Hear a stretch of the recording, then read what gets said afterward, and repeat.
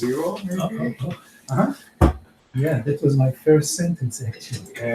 Well rehearsed. My claim to fame is knowing Eli from early, infanthood actually. Yeah, when Jerusalem was a nice city, we lost Jerusalem when it was united, you know. And did we have a short round of introduction? Please. Yeah. So, איתמר מן, מלמד פה בפקולטה למשפטים. international law. כן, משפט בינלאומי. International law, sorry. אנחנו מכירים. אני ג'ן, PhD student, law and economics. מאיפה? ג'ן or young, both okay. Where are you from? Okay, sure, sorry. I'm from China and Germany. Yeah. China and Germany? Yeah, originally I'm from China. Where in China? Shanghai. Yeah. Well, I'm going very soon. I'm Shanghainese, but I'm German citizen. Good for you. Yeah. Langran is doing a European doctorate in law and economics. Yeah. Working on cyber and cyber security, software vulnerabilities, something like that. Yeah. Hi. Midor Rosenzweig, I work here as Director of Research of Terrorism, Belligerency, and Cyber. I'm Shevsky, I'm a postdoctoral fellow. International law. I'm Ben-Arya, I'm a postdoctoral fellow in urban studies. I'm Evangelidi or Evangelidi. Just finished my PhD in London and just started my postdoc here, international law. אנחנו מכירים. אנחנו חצי מכירים. מדע, postdoctoral fellow here. Public. so we are dominated by lawyers. Yeah, I see. Don't be afraid. But there are some other disciplines as well. Okay. And you can present yourself. Yeah, I will. Okay, let me first introduce myself. My name is Gideon Aran. I'm a professor of sociology and anthropology, as you probably know. What is the difference? Pardon? What is the difference? Oh, come on, that's another story.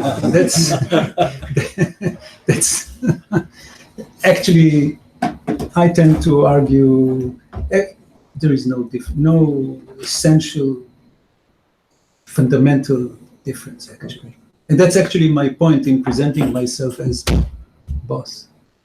Anyway,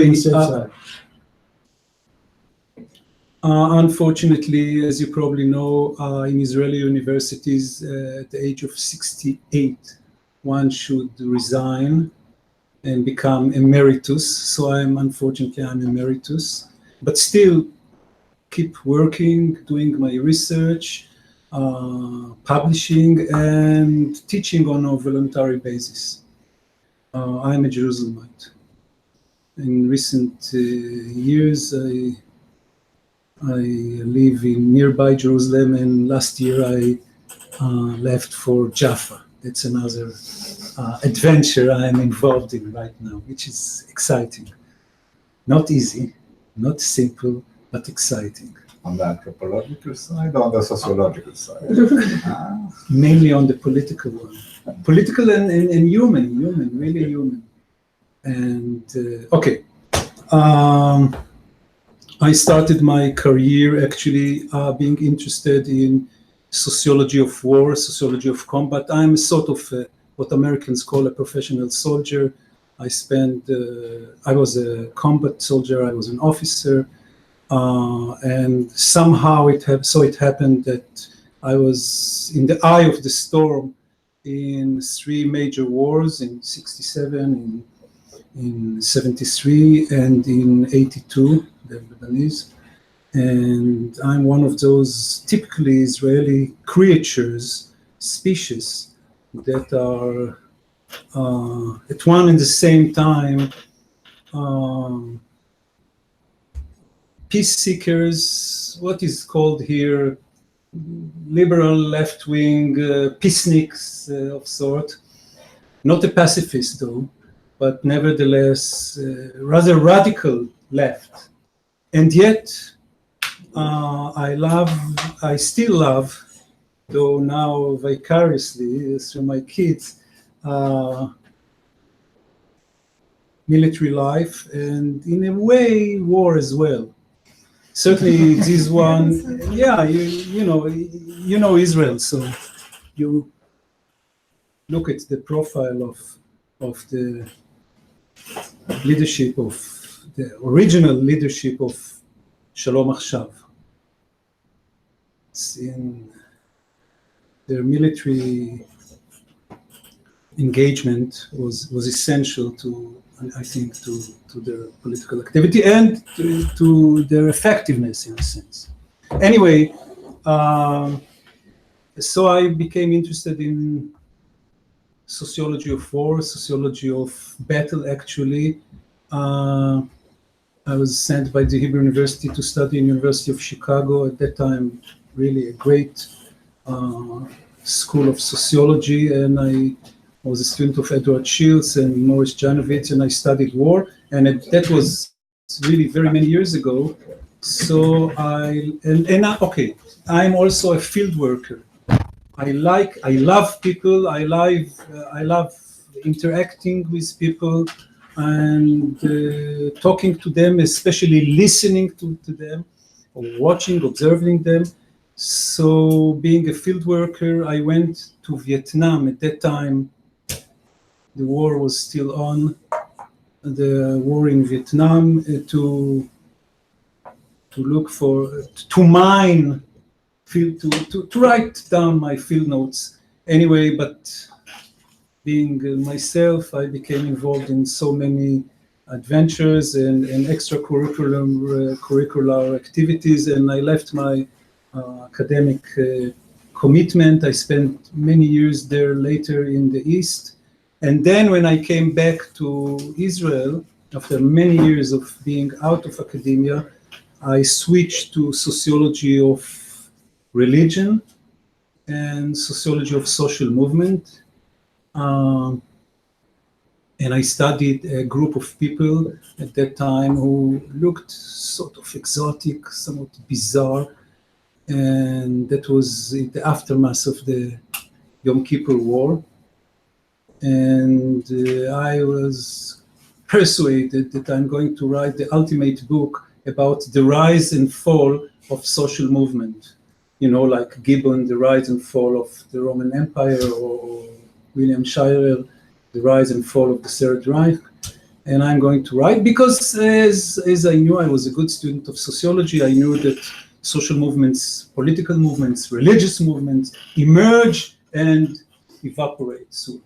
In fact, if I'm not wrong, even these days in the United States, every single week, 200 new religious movement, religious groups, religions, if you will, emerge, and most of them, of course, disappear soon after.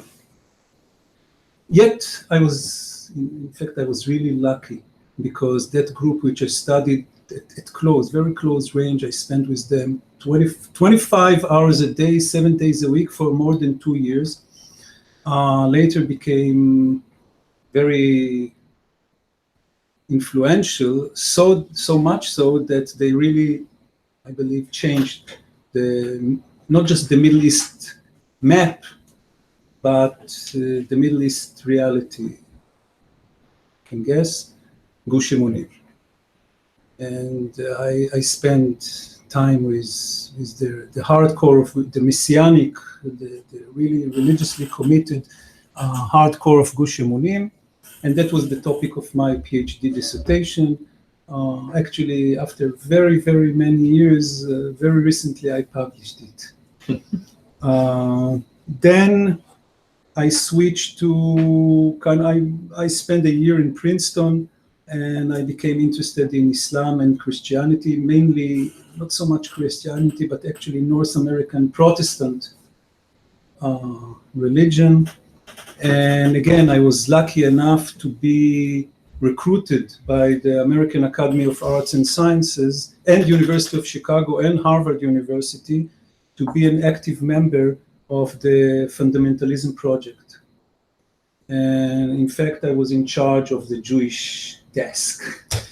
So in a one full sweep, I became an expert in fundamentalism. Ever since I study the radical forms of religiosity, and naturally enough, I gravitated towards being interested in political violence, violence in general, political violence in particular, religious violence, and I spent several years studying this. And then, and here I come to the topic of my present lecture. This session, I became interested in terrorism, especially religious terrorism. And my first major publication on this, I wrote several articles, but major publication that is full volume, a book published by Cornell University Press, just was published 6 weeks ago, titled, and that's actually where you borrowed the title of this lecture, The Smile of the Human Bomb. And in a minute, I'll talk about this smile. New perspectives on suicide terrorism. Should I start? Should I begin? It's time. עד מתי אנחנו? You want to talk and then we ask questions, or do you want us to interfere? You know what? Interfere. Okay. Sometimes I'll do this. Okay. Not shvoy. I mean, give me another minute just to round up my argument, or to, and remember, I'm talking English, which is, my English is, I mean, I write English. I just don't tell you. I write English. I read English. But when it comes to talking, I'm kind of very tense. And as you can see, my notes are written in Hebrew. And after 2 weeks in the States, I So far your mark is quite high. No, believe me, I spend most of my energy in thinking, it just, okay, anyway. Suicide bombing. Now let me just, one more sentence of introduction. I'm not a lawyer, neither a political scientist. And as you probably know, most literature on suicide terrorism and terrorism in general is authored by political scientists, students of strategic studies, international relations, psychologists on the one hand, and really lawyers or students of law on the other hand. And intelligence studies as well. That's true. And yeah, of course. Yeah, somehow I included this within the canopy of strategic studies. Yeah, you are absolutely right. And I thought that I should do something which is very different. So I'm not, I don't think that I'm writing the definitive book on suicide terrorism, and it is not meant to be something instead of the, I think that the literature is the very rich literature is quite impressive. And yet I want to add something very, very different, kind of much softer. They speak about the strategic logic of suicide bombing. I'm talking about the moral logic of suicide bombing and about the more human aspects, and based on studying it from within. The smile of the human bomb. I owe you this. There is a claim which is shared by all people on both sides of the conflict, that just before pushing the button, just before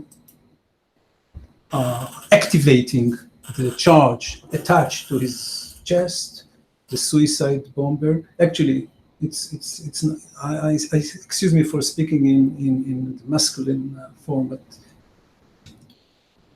there are about 200 cases of successful suicide terrorism cases, operations by Palestinians here in Israel, of which about 50 in the first wave and about 150 in the second wave. That is during the second Intifada from 2000 to 2005-6, of which only 4 or 5% are committed by women. But nevertheless, I'll speak about the guys in general. Anyway, there is a claim shared by all that just before pushing the button, he smiles, and it is, and people kind of insisting. There was no doubt about it. Either the survivors, the ISA, the Israeli security agencies people, the Shabak or the Shin Bet people, the policemen, the paramedics around, on the one hand, and of course the Palestinians on the other hand,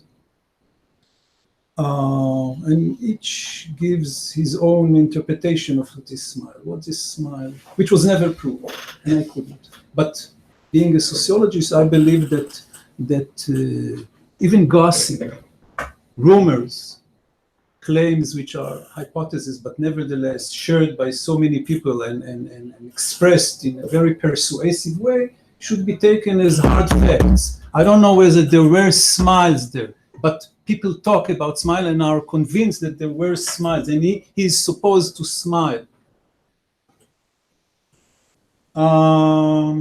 Interpretations.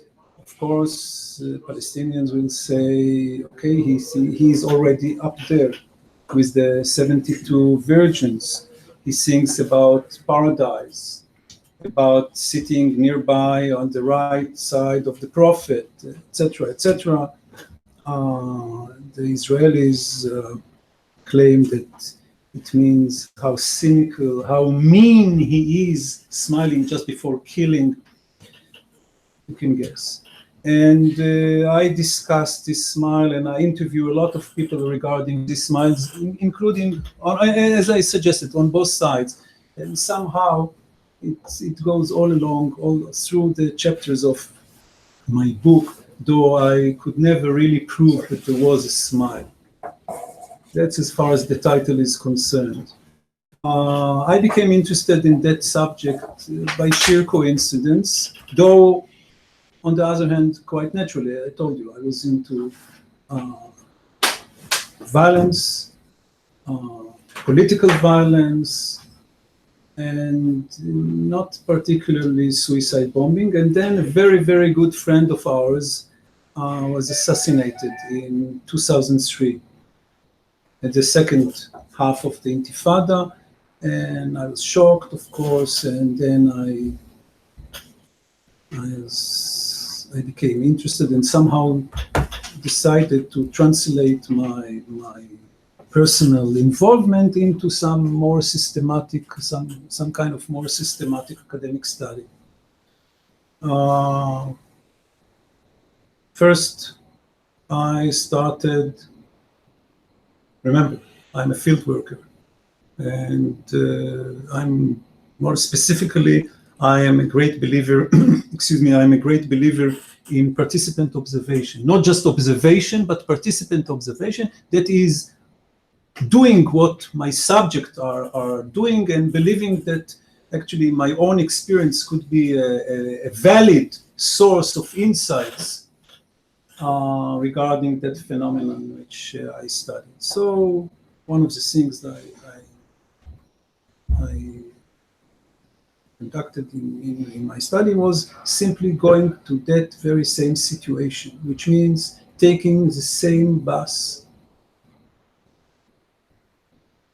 for the Jerusalemites, Isfar 14, number 14, from the central bus station via Binyan Klal at the same time of the day 5:30, same route, same day, once and again. Rush hour, of course, very tense. And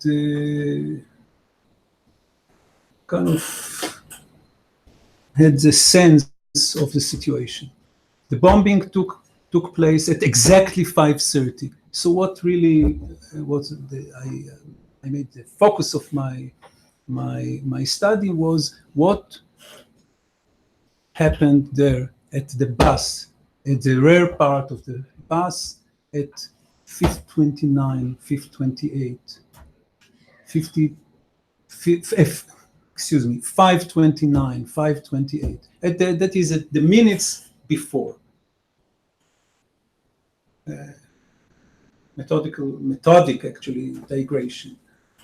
Obviously, though being a field worker, but nevertheless playing the game, I had to read. So I read practically all the literature on suicide bombing, and by that time there were already many publications, hundreds of publications, including a few dozens books. And I became aware of some conspicuous absence. On the one hand, there was much material on what really happened before the bombing, the background, how the bombers were recruited, the indoctrination, the ideas of the movements that dispatched them, the circumstance, the economic, political circumstances that they were kind of that bred the need for terrorism, etc. And at the same time, there was also much literature on what happened after the bombing. The political impact, the rehabilitation of the community, the coverage by the press, etc. And yet there was nothing about the real thing.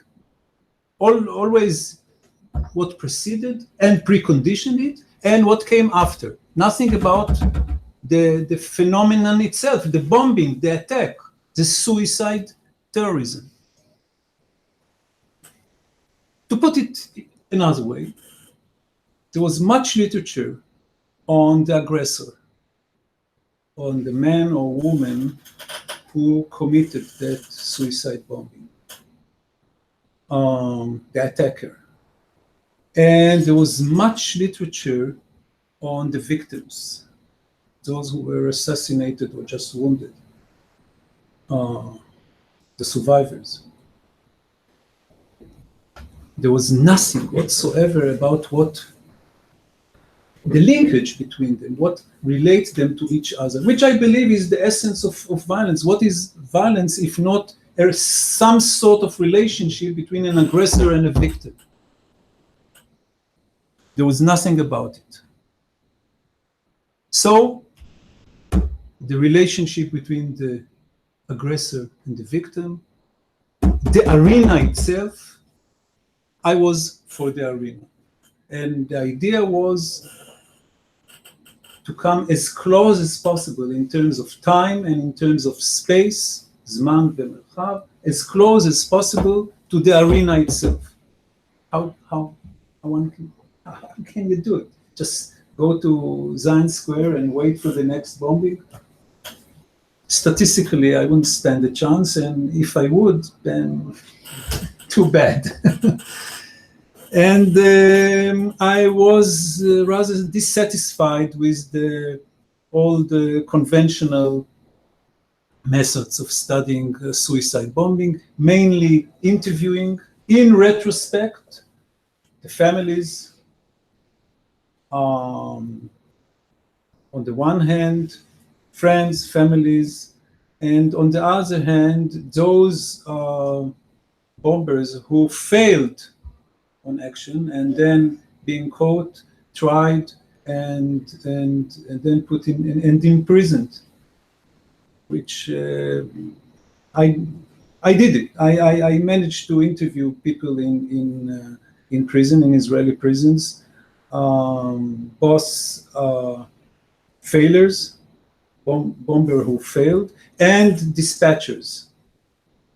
But it's just like reading the agenda of they kind of this rhetoric is meaningless. It's just like reading the pamphlets of those movements, because they never tell you anything but what they are supposed to say. And as you probably, especially the Hamas people, who were very impressive and very serious, but they were kind of rehearsing, just talking like machines, like robots. What you expect to hear?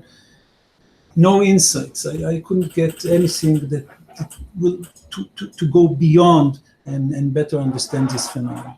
When you say failed attempts, you mean they were interrupted by the security services, or their malfunction, or both. And you're right in making this distinction. Yeah, and being detected and caught by the Israeli intelligence at various stages of their mission, but after crossing the border, anyway. And those that push the button, switch, from off to on, but somehow they didn't manage. You can never know, of course. Some claim that actually they were kind of too excited or afraid or whatever. And naturally enough, one could argue that these interviews are rather problematic in terms of give you to give them a valid picture of the real those who managed to commit the act, because that sets a different category, which have their own characteristic. Anyway, but from research point of view, you know that you have a very basic information and biased when you interview these people, but there are those who know them and got real information out of them, and it's not you. So if they don't, who are they? Those who interrogated him. Many. Okay, sorry for cutting you short, but I had an access to interrogations, to full stenograms of interrogations. Okay. Yeah. And that was one of the, you are right in saying that this is a more authentic, a better source, though I wasn't happy with this too. And again, it's just like you push and it's not very deep. But of course, I also spoke with the mothers and the brothers and friends, and they were all very interesting sources, but I wasn't satisfied. But of course, they were valid, very relevant, and very helpful. Well, to cut a long story short, I established a very close relationship with Zaka people. I assume that there are some who don't know what Zaka means. No. So I'll Good for you. help me. Zaka are the ultra-Orthodox Jews who volunteer to care for the corpses of the victims in the suicide bombing. Okay, you probably know them. Pardon? Do they have other roles too? Yes, not at that time, but that time. Ultra-Orthodox, because I think according to Jewish tradition, it is really very important to collect every remnants, right? And bring it to burial. That's true. Yeah. But it's not the entire story. Yeah, that was the beginning. Actually, the topic of my present that book that I'm deeply involved in writing right now is Zaka. Zaka during the not present-day Zaka, which, as implied in your question, is very different from that time. But anyway, the Zaka of the Intifada. Anyway, with Zaka, I arrived at the spot, at the arena, 1, 2, 3 minutes after the bombing took place. In several cases before the police, before the paramedics and doctors, certainly before the Shabak people,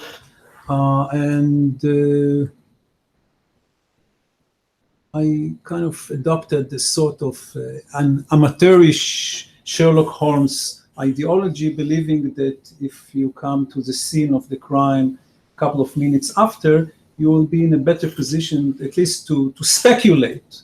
You never know, to speculate about what really happened 2 minutes before or 3 minutes before, which, as quite explicitly said before, was the focus of my interest. So actually there are two focuses. One, the arena itself at the final minutes before the explosion, and B, that linkage between the aggressor and the victim. Which I tend to believe is the crux of the matter, where the thrust of this thing. Let me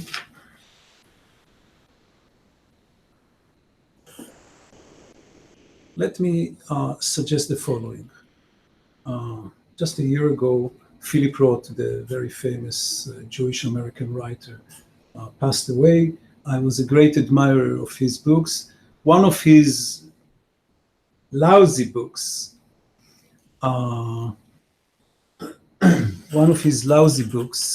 Humbling, was a source of actually the quotation I would like to present here. He says the following: Hollywood films love to present war, crime, killing, murders, shooting, assassinating, killing, for the very reason that 99.9, I quote literally, 99.9 of the people, of those, the spectators, the public that watches these films cannot do. He believed that most people, the vast majority of people, cannot or are rather reluctant or are inhibited from shooting. And then he says that if most people find it rather hard to kill, then killing oneself, committing suicide, is even harder.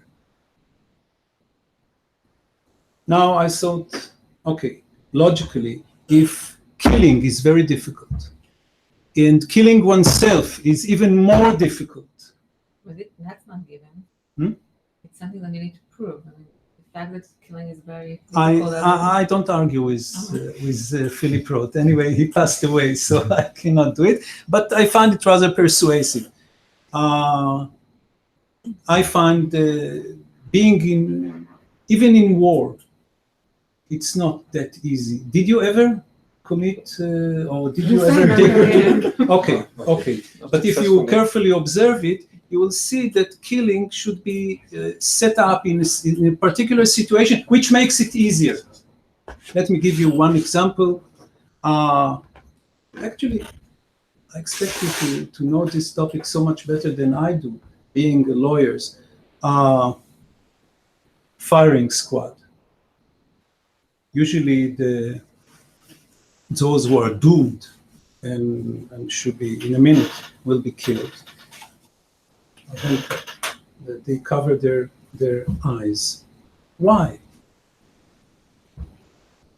Why you cover the eye of the person who even take this very famous assassination depicted in that very famous picture in Vietnam. Remember the Viet Cong, with like this, Yes. but he was blindfolded, right? Why? I mean, it's inhuman to look in someone's eyes and kill him. Pardon? I can think of like several reasons. But Okay, one of them, maybe it's about humanity. You don't kill someone. Eye contact is which makes it kind of you interact even for a second, even a mute one. You don't talk. I mean, Right. it's That's why we looking think at it's worth somebody to and stop then someone killing. like that. It's hard. I mean, that's the main reason, and that's how they really rationalize this. And so they do this. Or in war. I mean, in war, it makes it easier because it is set in a different time, different place, different arena, another world. And I could. I'm not arguing. I'm just saying it's Okay. The So, alternative I- explanation is as strong. When when you get a shot, you don't look, right? Or some of us don't look. So I think that it's similarly plausible to argue that it's for the sake of the one that you're executing that they won't see the exact moment when they're being shot at. I don't follow you. I'm sorry. If something scary happens, it's almost natural to not look at it. Yeah, right? but it helps both the It ones is that not- shoot, but it's also helping the ones that are being executed. Some humanity Okay, so not much the looking more. Okay, yeah, but directly this is not my. Yeah, okay. I mean, I'm not arguing with you, but this is not my point. I mean, my point is that it ain't, as Americans say, it ain't that simple to kill. And to quote Philip Roth, that's why the Hollywood loves it, because it kind of, this kind of subtle game of just because people are inhibited, let's play it strong. Anyway, my point is, pardon? Okay, I have a question, but if you are involved, Let me, you know what? Let me just round up my argument, and then I don't. I mean, it's okay if we kind of We just open have the floor. 45 minutes left, so it's your time. No, You I'm. can- But you are the It's your time. chairperson. No, I'm fine. Finish this the right Read my book, right? Read my book. and my lips. Pardon? And my lips. Not my lips. Read my book. I need some more than 12 readers anyway. So it's academia. I think they just quoted it. Anthropological paper in one of the leading journals, like the American Sociological Review or American Journal of Sociology, is read by 14 on the average by 14 people. Anyway, yeah, but my books sell, I know already, but I would So love tell us the main Anyway. argument. Anyway, so I say the following. It's very difficult to shoot, to kill. It's even harder to kill oneself. Then shooting, killing somebody else, and at the same time killing yourself should be 10 times more difficult. That's logical. And yet, I would like to argue that it is not the case, but just the opposite. Which means that shooting or killing somebody else is difficult. Shooting and killing yourself is even more difficult. And yet, killing somebody else and at the same time killing yourself is easier. Easier, by the way, easier to commit, to do, and easier to explain. In other words, killing somebody makes it easier to kill yourself for obvious reasons. Some are quite obvious, even have to mention, like dealing with one's guilt, for example. And what I find is more interesting and certainly so much more relevant to my case is killing oneself helps you killing the other. If you will, I'll phrase it somewhat differently, killing oneself sort of legitimize your killing the other, helps you to kill the other. Because there is something which is implied there, a claim, or you bid for some moral superiority as you kill yourself, which allows you, or is the way to kill the other. This claim of mine is one of the central arguments in the book, in my study. And remember, it's always the relationship between an aggressor and the victim. Victimhood preoccupies me a lot. I tend to believe that today's politics is to a large degree, I'm not original in this, I should, today we are living in an age of victimhood politics. I tend to analyze the Israeli-Palestinian conflict in terms of competition over victimhood. Who is more victim than the other? And being a victim allows you to be more aggressive toward the other. It's sort of a legitimation. Victimhood sanctions aggression. And here we have a fantastic case. Victimhood and aggression linked, juxtaposed on each other, at the same person, the same act. You kill the enemy, you kill yourself, and this is the essence of suicide bombing.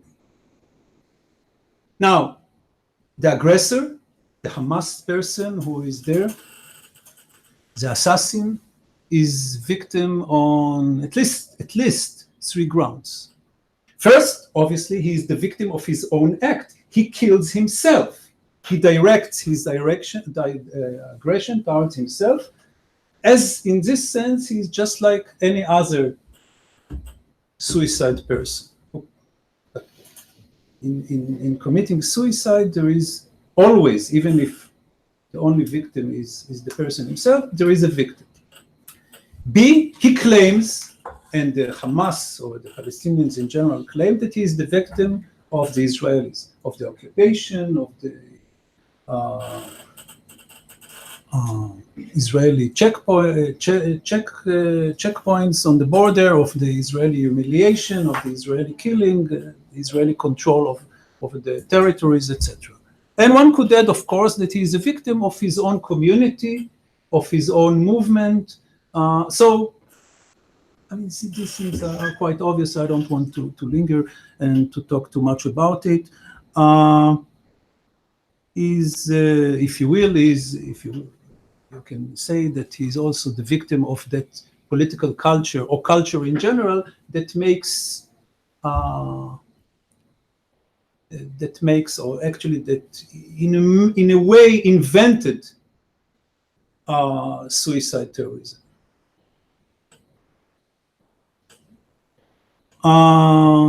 That's why, and here I'll try to round up I changed my plan. I'll do it very different from originally planned.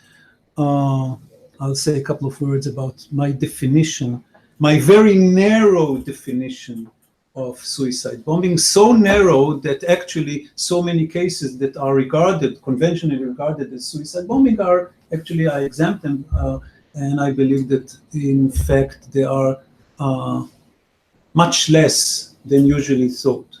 In the Israeli case, in the Middle Eastern case, I regard only more or less 200 cases as pure, proper, exact cases of suicide bombing. Suicide bombing is a type of terrorism in which the killing of the aggressor, killing oneself in order to kill others, is very essential. Moreover, it should be simultaneous. Killing the other and killing yourself they should be linked to each other, they should be simultaneous, and the person who shoots and kills others should be the one who kills himself.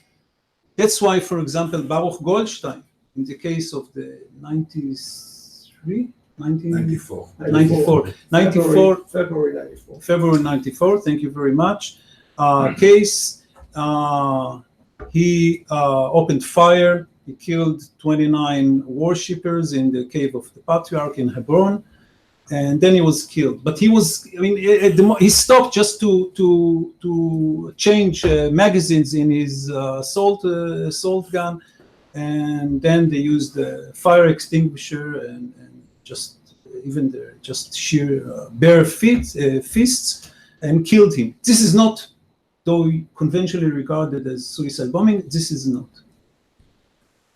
One of the reasons I'm a student of, I was lucky enough to be a student in the Department of Psychology and a student of Amos Tversky and Danica Hanman, the Nobel Prize, and the Nobel laureates, and they make the point of they emphasize the distinction between very high probability and certainty.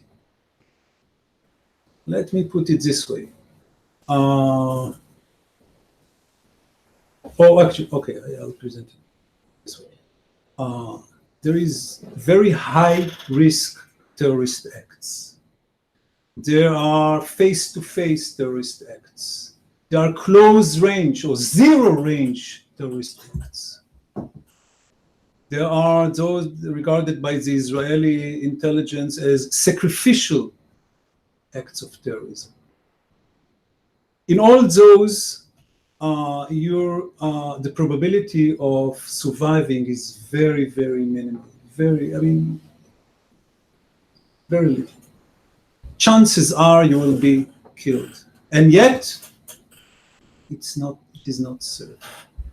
The difference between 99.8 to 99.9 is 0.1, right?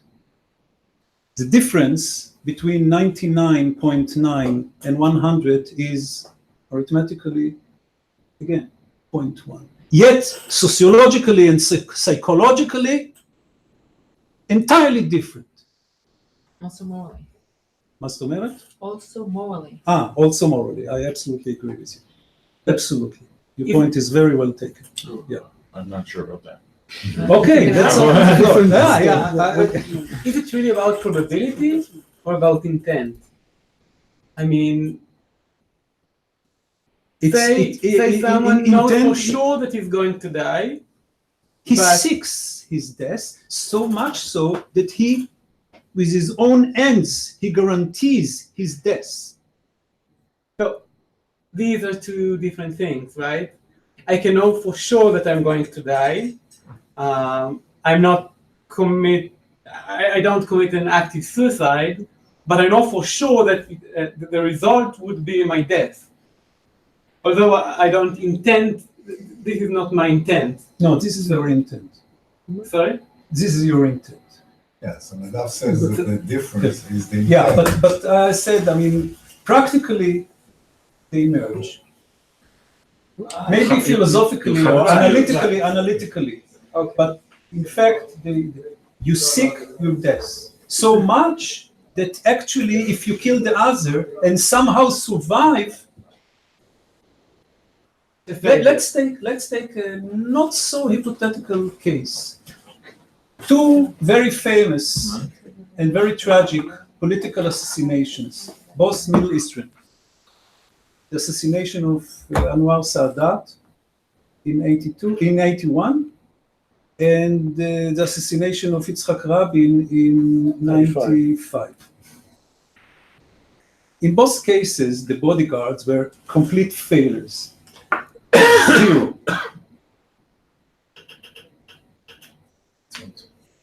Let's assume for a second that they would have done their job. Both the bodyguards של השב"כ והבודיגארד של המוחבראת, לא יודע, משהו שם. המצרים היו פשוט אפסים, כלומניקים. אפשר לעשות, אימנו אותם, והם לא ביצעו מה שהם צריכים לעשות. I'm sorry. No. Let's assume for a second that they are successful. It wouldn't be, and yet Rabin, the Premier Rabin and President Sadat were shot. זה לא היה it weren't a suicide. Just like you seek your own death, you are the person who is responsible for his own death. One more characteristic of suicide bombing, to which I devote a whole chapter. I call it passing. Are you aware of this American term of passing, or English, and mainly American, because did you read The Human Stain, talking of Philip Roth? הכתם האנושי? ראיתם את הסרט? There is the case of very light-skinned black person who pretends, I mean, he is a professor at the liberal art college in New England, and he pretends, and actually he is successful in passing as a white person. This is passing. It comes actually from Britain, where low-class cockneys, kind of, but usually very intelligent, very kind of talented people who adopt the right accent and dress properly and pretend to be high class and to pass. Now, the suicide bomber, he passes. The assassin of my very close friend in bus number 14, he spent 5 minutes very close. In fact, I studied the case with the the National Forensic Institute. I mean, he was just that close, and probably he touched, in buses as they start, or as they suddenly stop, you touch each other. As long as you don't have a bomb. Yeah. But before that bomb, they spend about 5 minutes, and probably they have some eye contact and some smiles, or some fantasies, some fears, some anxieties. And he passed as a Haredi Jew for 5 minutes. I studied the case. He spent, from Machne Yehuda ad Binyan Klal, עם שתי תחנות בדרך, 5 minutes, and that's a hell of a lot of time. He was disguised as an ultra-Orthodox. Disguised and assimilated in the audience. Actually, I tend to talk in terms of a community. As during the Intifada, I wrote quite a lot, the passes. I talked about a community that emerged, a community of mutual trust. You are there in the bus. A newcomer comes. You start watching. These were the days of the gazes. Everybody was carefully watching, systematically watching the other. First looking for these, right? Wires. Then facial, is he nervous? He's not. What does he wear? Is it a heavy coat, which is a good cover for a charge attached to his chest? Is he, okay, you know the story. And 1 minute, 2 minutes, 3 minutes elapse, nothing happens. Relief. And you trust people around. A community, a sort of a solidarity, what I call a community of at least tentative mutual trust emerge. As you stop by the next station, the same story again. By the way, remember the smile of the human bomb. The human bomb usually, and it might take half a minute or 10 minutes, even half a minute, it's a long time. I do skydiving. I know what is half a minute. half a minute or a minute of just don't breathe. Half a minute. It's a long time, or half a minute of being at that distance from somebody alien, or some foreigner, and just looking at it, observing it, as we do. I came here to Haifa by train. I practiced this thought of very close type of kind of. I was a member in that community in the car, in the train car. And you betray. It might be a smile of embarrassment, actually. You know, and I'm sure that friend of mine, she was extremely good looking, very attractive lady. And no way he ignored her. And I know for sure that they were about half a meter far from each other. No way. And I know that she smiled. I take it, this is fact. This is fact. This is fact. She smiled. Kind of very shy, very timid, somewhat embarrassed, but nevertheless, she smiled. And he saw how beautiful she was. And he smiled. If he smiled, because he was embarrassed. Because he knew, and he was the only one among this, let's say, I don't know, there were 17 people dead and 70 wounded, including some people outside, in בכיכר דוד קלה, ירושלמים שביניכם. And probably was embarrassed because he betrayed their trust.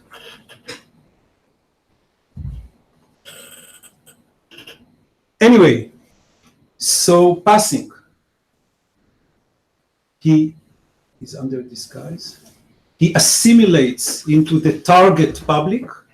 He becomes a Jew. And of course, I studied, for example, something which was, and I call this, I remember, the title of this chapter is Passing, semicolon, an overlooked aspect of suicide bombing. Never mentioned in this very rich literature about suicide bombing. This very essential element, which is indispensable. You should succeed in your project of disguise and assimilation, of passing. You have to pass. I studied, for example, those disguises or those identity identified. What kind of attire, what kind of costume they used. Ultra-Orthodox, military reserve soldier, and kind of Tel Aviv beach boy, you know, with t-shirt and with jeans and with sneakers, and in a couple of cases with guitar. In Sbarro, for example. דתיים? And אמרתי, ultra-Orthodox. לא ultra-Orthodox. Ultra-Orthodox, because ultra-Orthodox means... דתיים, religious, not ultra-Orthodox. ultra-Orthodox, התחפשו לחרדים. כן, התחפשו גם לדתיים, לא לחרדים. לי לא מוכרים מקרה כאלה חוץ מאחד בשטחים. אני לא... אתה איש שב"כ?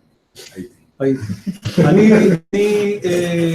אני לא מכיר את המקרים האלה, יש לי 150, I know very, very closely, intimately, all those cases. I think that I have only one or two, mostly not, if you mean modern Orthodox, the answer is not.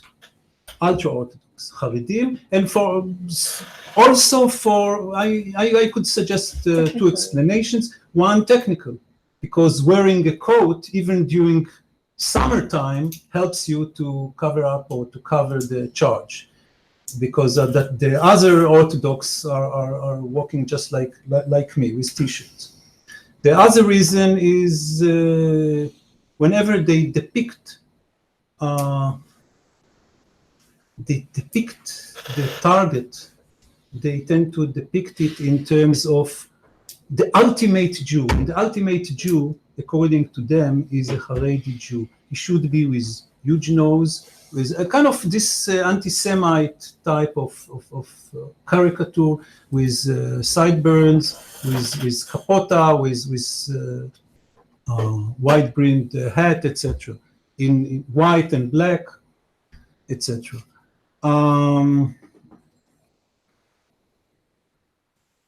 I wonder whether I should proceed or First of all, open. I'm sorry. I'm No sorry. problem. Yeah, It's okay. yeah, please go ahead. Okay.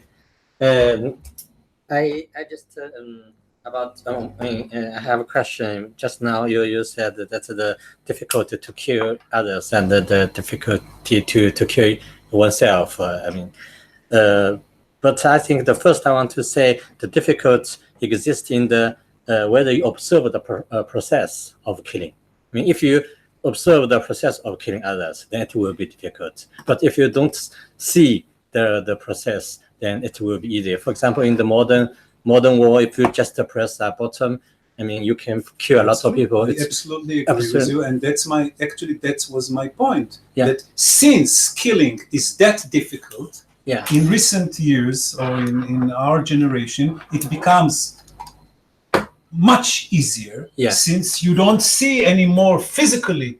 You're not in close range, and of course, to be a pilot or to be a technician who operates some sort of rockets makes it much easier, of course. If you agree, I agree. Yeah. Okay, if you agree with me, then I will say for the difficult to kill others and the difficult to kill oneself, you cannot add them together or multiply them because if you kill somebody kill himself, he will not observe the process the others are killed. Yeah. So if let's just quantify the difficulty. For example, if the difficulty to kill others is 3, and if the difficulty to kill oneself is 5, and then if you kill yourself and at the same time kill the others, I mean the difficulty, it will not be 3 plus 5 equals to 8 or 3 multiplied times 5 15. No, I will say no. The maximum is 5, only 5. That because was my point. Yeah, this is the that's exactly the opposite of your point. No. זה בדיוק מה שאמרת. אני אומר, let me, with your permission, will you? Yeah. To make it. Okay. Please let me say it in Hebrew. For a sec, I beg your pardon. In a minute. להרוג קשה. להרוג את עצמך קשה יותר. ואז ההיגיון או האריתמטיקה אומרת להרוג ולהרג קשה שבעתיים. והנה בא גדעון וטוען לא. להרוג ולהרג יותר קל. משום שיש excuse me. No, I became excited. I'm sorry. That's exactly my point. It's the same point that you made. Yeah. Okay. And no, it's a variation because his point, which was fine, very fine, because you don't witness it, you don't observe it. My point is because morally, it is morally sanctioned. Okay. Because if you kill yourself, it gives you an edge, a certain edge. By the way, talking of Zaka people, remember, it wasn't just because they allowed me to be there. They were a kind of a vehicle by which I could be the first in the arena. They were also a source of very insightful, very sensitive explanations about what's going on. And they were the first to express some, though of course they hated him, and they had this Jewish sense of superiority, being religious Jews, Jews versus Muslims, blah blah. But late night when we drove their ambulances, they kind of whispered and intimately disclosed that actually they have this sense of inferiority regarding the suicide bombers, because his mesirut nefesh, his dedication, his devotion was even greater than his. They sacrificed their life. They are not true believers of this caliber. And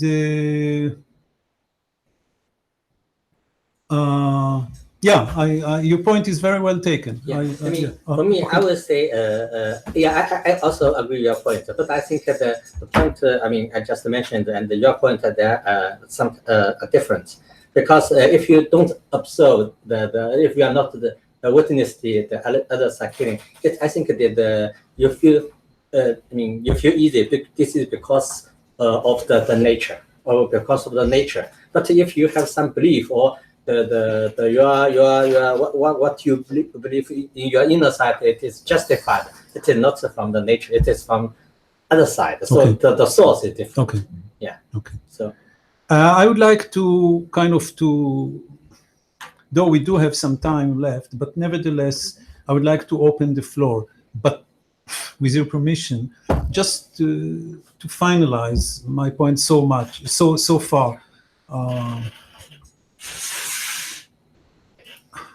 Terrorism in general is it's a very special kind of confrontation, of violent confrontation, among other reasons because it is of hybrid nature. Terrorism is neither at the front, chazit, nor rear. It tends to obliterate or to blur the distinction, the very basic distinction between chazit and oref, front and rear. Kikara Davidka in Jerusalem, was it front or rear? Which is very essential to our concept of warfare, confrontation, physical confrontation. It is neither peace nor war. מה זה עידן הטרור הזה? הוא לא שלום ולא מלחמה. People involved are neither civilians, non-belligerent, nor combatants. So it is hybrid. It contains within an inner tension, which is explosive. Now, when it comes to suicide bombing, on top of those three elements of duality, rear, front, peace, war, etc., add some more. First, once he records his testimony, מרגע שהוא מקליט את הצוואה שלו, he is walking dead, חי מת, מת חי, about which I write quite a lot. Then, as he passes, he is neither a Jew, Israeli, nor a Palestinian. He is fluctuating between these two identities. But this is what you say, or what he's saying? Who is saying it? The anthropologist. This guy is making... The anthropologist who is very familiar with, very, very intimately familiar with the phenomenon you should know, being a שב"כניק לשעבר, of מסתערבות. I'm now in the academia. בסדר, בהסתערבות.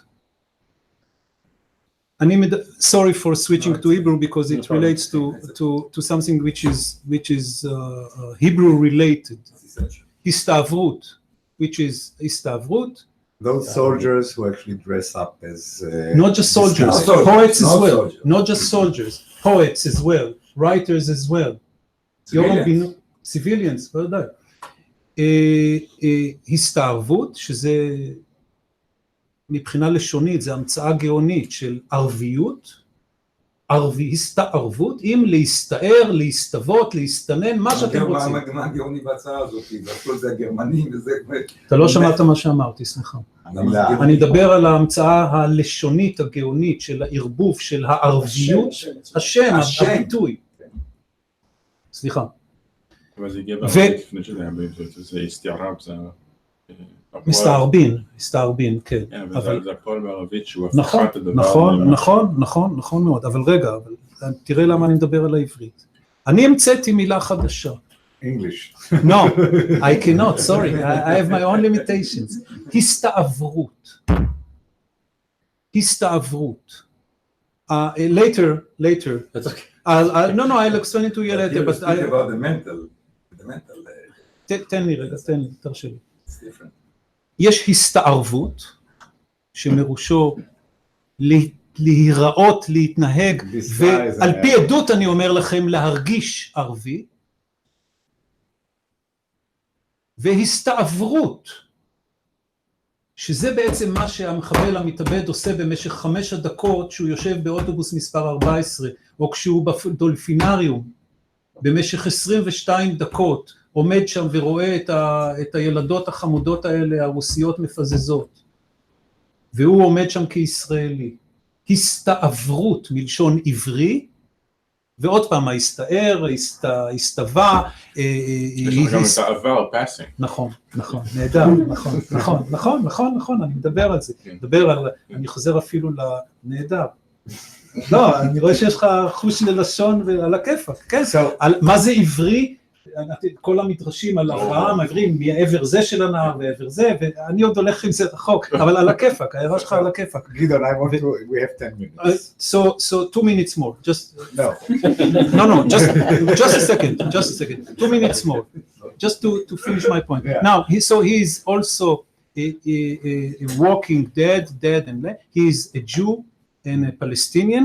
He is a person and a machine. He's the operator of the weapon, and he's the weapon itself, the device. He's the object and the subject at the same time. And as I find it most important, he's both an aggressor and a victim. And in that sense, and here I finish, and this is a distinction which is very basic to our moral order, the distinction between aggressor and a victim. And here comes a person or a project, if you wish, and undermines this distinction. And this is why suicide terrorism is not only coercive as presented by my colleagues in political science and law, etc., but it is also it is also subversive, and it blows up against who? Against, in this case, the Israeli moral order, and that's why it is so effective. Toda rabba. Thank you very much. Please. Well, I'm not a sociologist, so I'm interested in how you support your argument. Maybe it's a main question. So, how do you arrive to the? Is it just a logical argument about that? How is it a justification for, or easier to do it? Because I would expect to see much more suicide bombers if it's so much easier to be a suicide bomber than just a killer. But if we look at the world and violence around us, we see it's only a tiny bit of all of the persons that kill other persons are killing themselves in the process.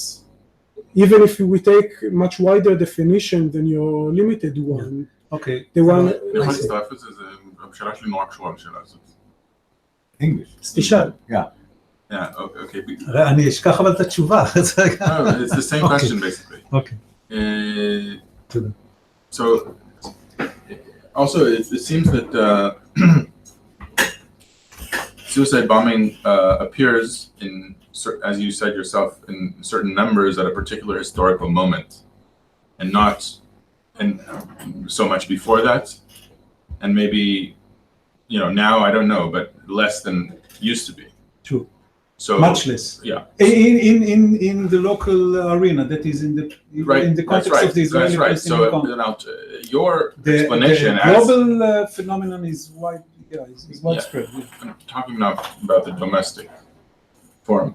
So, as Yali suggested, your explanation is based on, I think, a certain kind of account of moral experience and of experience of action, and it's not based in a particular time and place necessarily. So, how do you explain the historical variety and the fact that it becomes a real important option at a particular moment and not in another moment? And doesn't it have to be also somehow sensitive to such factors. Yeah, אוקיי. יש איזה תרגיל מכוער שמרצים עושים, שאלה מצוינת, הפוליטיקאים הרי עושים את זה, זה תרגיל מתועב. English. Good question, very good question. Now this question is based on two assumptions which I would like to doubt. First, actually, not just to doubt. I would like to open up and you know and open the floor for discussing, and I would like to listen to your take on this. First, that the Palestinian case, the Israeli-Palestinian case, or the Intifada case, or those 200 cases I studied, how should we look at it in global context? To what degree it's my model is applicable to suicide bombing in Iraq on the one hand, in Uganda on the other hand, in Europe, in Western Europe as well, which is an open question. I discussed it in a different place, and I don't have any definite answer about this. I feel that it should be further studied. B, and that's a point I would like to emphasize, implied in your question was the assumption that it is an individual act. It is not. It is one of those few types of terrorism which cannot be, technically, cannot be committed individually, as opposed to knifing, or even snipers and things like this. It's a very complicated, complex operation, which takes a lot of money, a lot of preparations, a lot of intelligence, and a lot of talent and know-how in terms of, you know, just operating the charge. Each case of suicide bombing involved dozens of people, quite compartmentalized from each other. They don't necessarily know each other, and they don't directly collaborate with each other, but there are many. So it's not just, which means that it takes mainly political inspiration. It's more costly, but not just more costly. No, it's more collective. It's more cultural.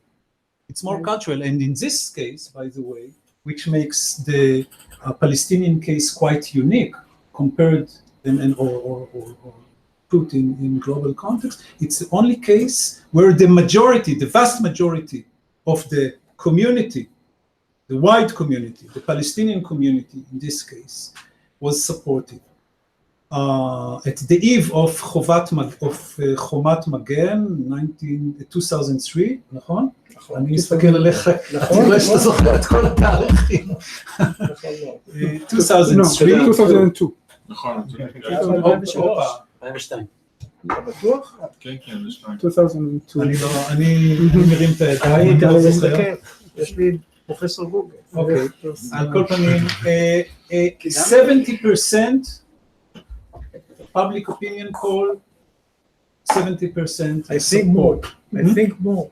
70, I know I think the more. Palestinian polls, Yes. I quote only the Palestinian polls, 70%. אין אח ורע לדבר הזה. לא בעיראק, לא בפקיסטן, לא ב... But how many support other terrorist acts? I would think more. Just like regular acts of terrorism. What is the percent of the population that supports others? At that time, that was the climax. That was the number one in terms of their priorities. That was... It's okay. I have to ask you a contentious question. Okay. You told us that the suicide bomber is Sudanese. Sudan. That's my claim. Yeah. Is it connected? Is it connected directly to religious fundamentalism / Islam, or it can happen also among others, by others. If I'll give you a tricky answer. No. I don't know. And yet,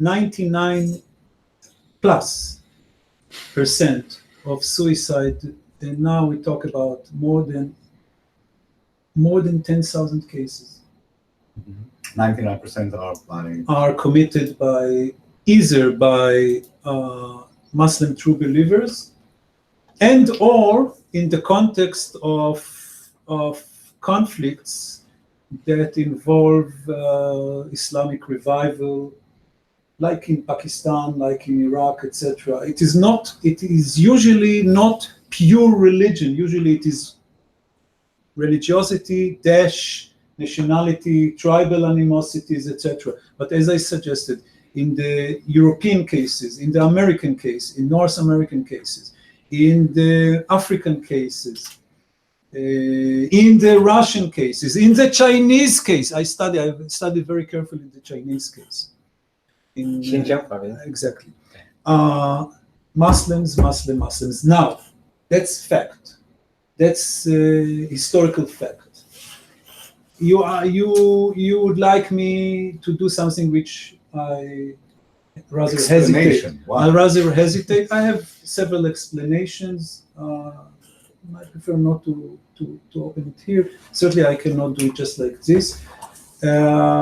I cannot tell you that there is certainly statistical regularity about it.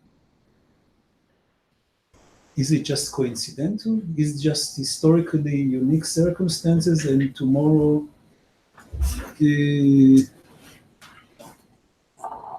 I don't know. 99% they were kind of, let me put it this way. Let's take just the Palestinian case. Just the Palestinian case. As you probably know, among Palestinians, there is a diminishing number or percentage of Christians. Diminishing, but nevertheless, it's quite a significant minority among them. Moreover, among terrorists in general, terrorism, non-suicidal terrorism. No Christian Arab. Suicide. לא שמעת מה שאני אומר. About non-suicidal terrorists. There are several Christians. George Habash הוא Christian, הוא לא מוסלמי. And moreover, Bir Zayt is one of which is in many senses, mainly class-wise, is Christian, upper middle class, etc. Is hotbed for terrorism. Not, as you suggested, not a single case of suicide. אני יכול להרחיב על זה, אבל אני אסתפק בזה. I wanted to add something. I wanted to add something. If you take the hierarchy of the bombers or the suicide bombers, you can see that Hamas is at the eye level. That's true. Thereafter, you have the jihad, the Muslim jihad. Thereafter, you have the Fatah. That's true. And the national committee is negligible. And the main reason, looking at the Hamas and the Muslim jihad, is because of religious fatwa, what they call, or the religion permission to make suicide. We have the famous Yusuf Qaradawi. Yusuf Qaradawi. We have Tantawi from Al-Azhar University in Egypt. They have made fatwa, and the fatwa gives the permission by the Islam. That's true. I discussed this point, and the very many reservations should be mentioned here. For one, and this is very interesting by itself, the suicide bombers themselves, that is the guy who commits the act, rather than the dispatcher or the entrepreneur or the mahandis, the engineer, are not true believers.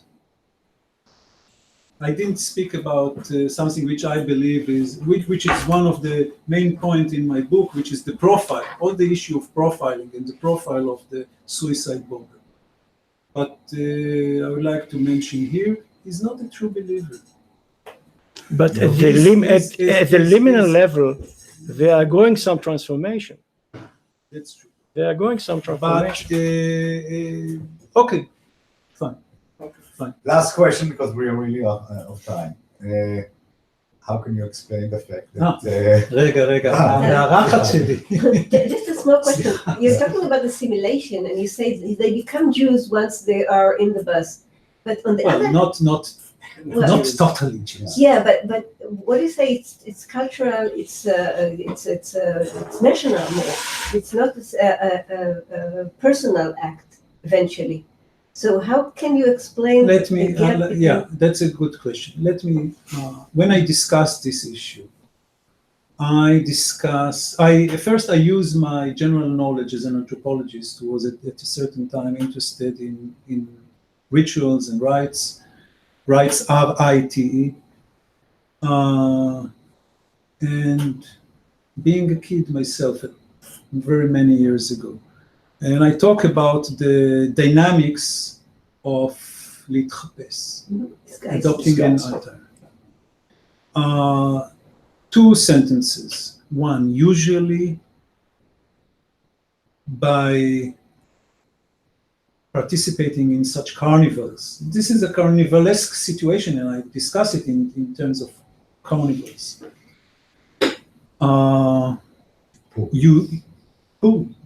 אני מיד מגיע לפורים.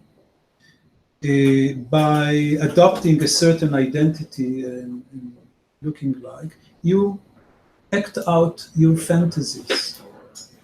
That's one. Though sometimes hidden, sometimes unaware, or just semi or partially conscious.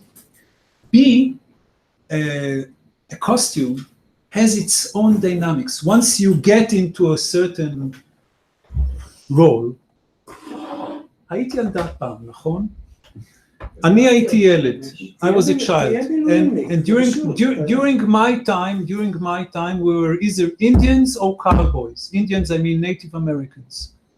And when we were cowboys, we were just out to shoot, right? And we were kind of enthusiastic about it, and we fully identified with this, and vice versa.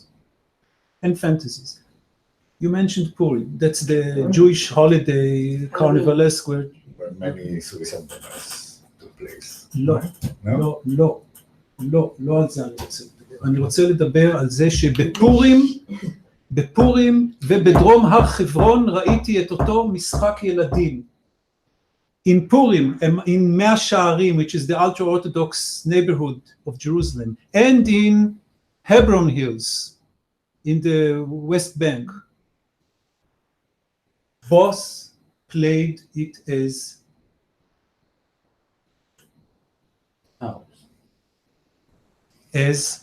IDF soldiers. אתה שואל ילד בדרום הר חברון מה אתה רוצה להיות, מה הוא עונה לך? מג"בניק. וודאי, השמאל התל אביבי לא אוהב לשמוע את זה. החברים שלי רותחים. שאני נתתי הרצאה when I delivered the lecture, when I delivered the lecture in NYU, people left the room.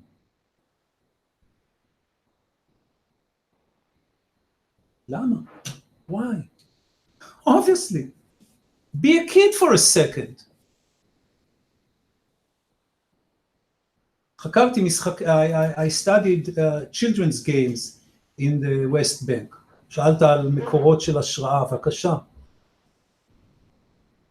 מה שאנחנו שיחקנו, שוטרים וגנבים, הם שיחקו מג"בניקים ולוחמי חופש. וכולם רצו להיות מג"בניקים ולא חוטמי חופש, כי המג"בניקים מרביצים. They are the triumphant. They hit. You don't want to be humiliated and being beaten. You're a kid. To be a Nemetschek. But רק לגמור את הנקודה. Okay. Fine. Thank you very much. It was very My pleasure.